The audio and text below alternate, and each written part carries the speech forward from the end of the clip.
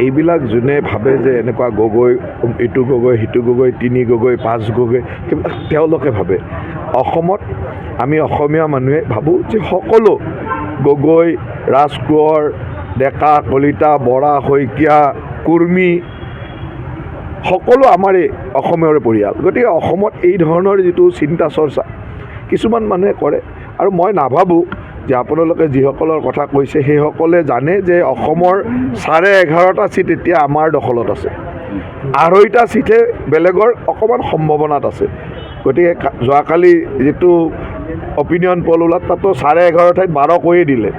গতিকে আমি 12লৈকে গ'লোঁ বুলিয়ে ধৰক, বাকী যি 2টা সমষ্টি আছে বা তাকো আমি আগবাঢ়ি গৈ আছোঁ। এই 2.5টা সমষ্টিত তেওঁলোকে দৌৰি ফুৰিছে।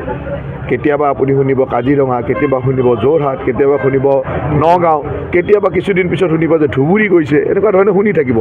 এটা সুৰক্ষিত জেগা এই 2.5টা সমষ্টি। এই 2.5টা সমষ্টিত সকলোৱে দৌৰি আছে। সি কংগ্ৰেছে কওক, সি UDF-এ কওক, সি ৰাইজৰ দলে কওক, সি মানে AJP-য়ে কওক, সকলোৱে তাতে দৌৰি আছে। গতিকে সেইখিনিত দৌৰি থাকক, সেইখিনিত কোনো অসুবিধা নাই। 11.5-ত আমি আছোঁ, বাকী 2.5টাত সকলোৱে দৌৰি থাকক, তাত আমাৰ তেওঁলোকলৈ শুভেচ্ছা আছে। AIDF-এ ইতিমধ্যে আপোনাৰ প্ৰাৰ্থী ঘোষণা কৰিছে, নগাঁৱত তেওঁলোকে প্ৰাৰ্থী দিছে আৰু কৈছে যে নগাঁৱত এতিয়া মিয়া ভাৰ্চেছ কংগ্ৰেছ।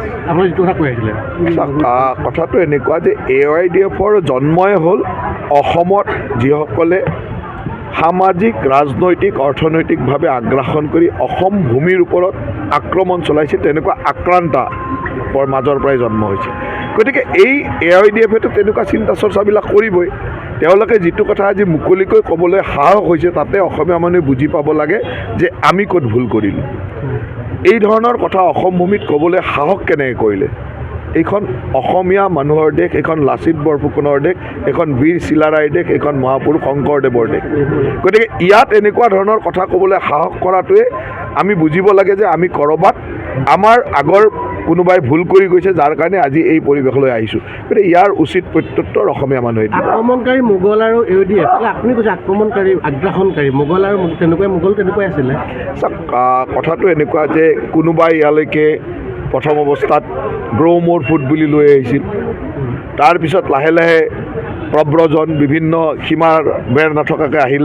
কিছুমান মানুহ আকৌ অসম চুক্তিৰ জৰিয়তে লিগেলাইজ হ'ল, কোনোবাই লিগেচি ডাটা চুৰ কৰি লিগেলাইজ হ'ল।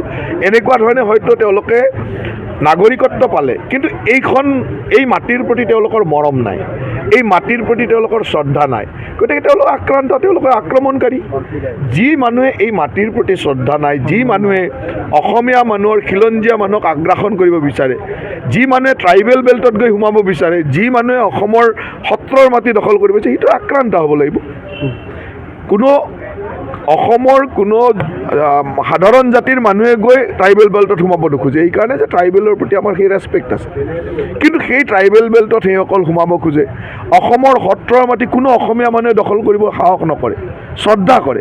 কিন্তু সেইসকলে অসমৰ সত্ৰৰ মাটি দখল কৰে, তেওঁলোকতো আক্ৰান্ত হ'বই লাগিব, কাৰণ অসমৰ মাটিৰ প্ৰতি তেওঁলোকৰ শ্ৰদ্ধা নাই।